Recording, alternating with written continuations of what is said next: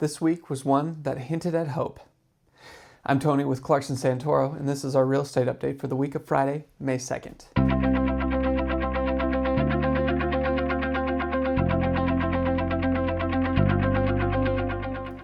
We know that buying or selling a home can be very stressful and confusing. That's why we do these videos, so that you can know how the market is impacting your options as a home seller or buyer. As always, let's start off by looking at how the market performed this past week. There are 74 homes on the market, one more than last week, with an average asking price about the same, $2,023,000, up $3,000 from, or down $3,000 from last week. 7 homes went pending, one less than last week, with the average asking price on those pending homes down slightly from $2,246,000 last week to $2,024,000 this week. And the same amount of homes sold this week as last. The notable difference being that the average closing price increased significantly to $2,181,000, up from the $197,000 last week.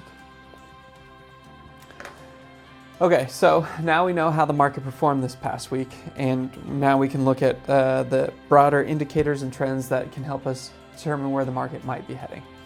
Before we do that, if you find this information helpful, you can subscribe down below so you don't miss out on future updates. And while you're at it, why don't you share this with a friend also? Everyone deserves to be in the know about their local real estate market. Okay, let's look at those broader indicators. Starting as always with inventory. The inventory slowed down this week, only increasing by 1. It's still sitting at nearly 150% of a normal inventory level, but it's nice to see that the number didn't continue to climb higher like it has been for the past several weeks. Now we need to see if the flurry of pending sales, if there will be a flurry of pending sales to knock that inventory number back down to a more normal and sustainable level.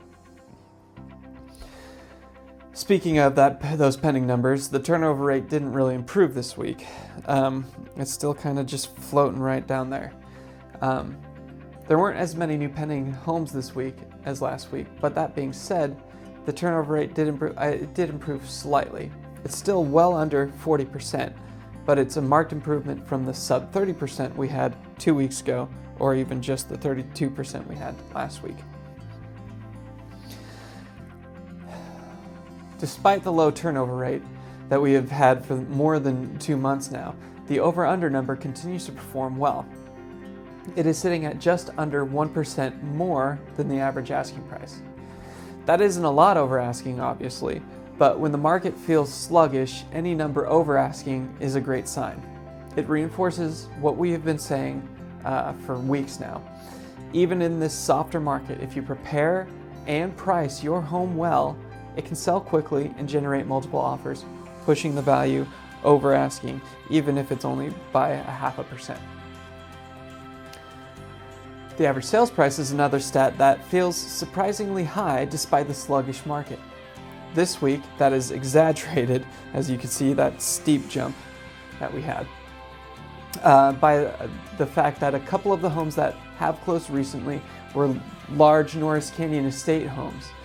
So while the average price is overinflated to nearly 2.3 this week, the reality is that the average is still well over the 2.1 mark that we've been sitting at for a couple of weeks now,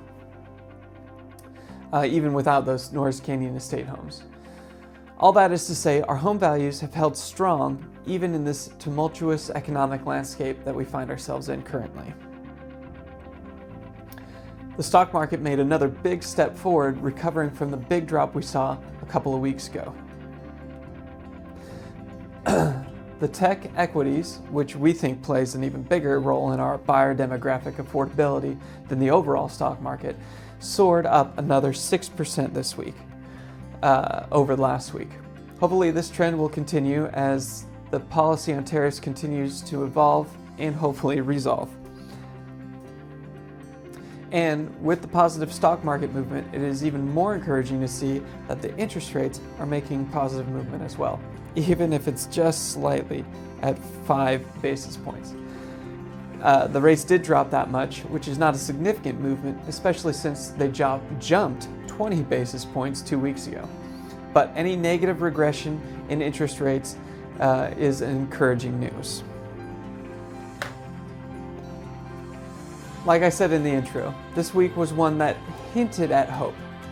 There wasn't a lot of positive movement, but there was some.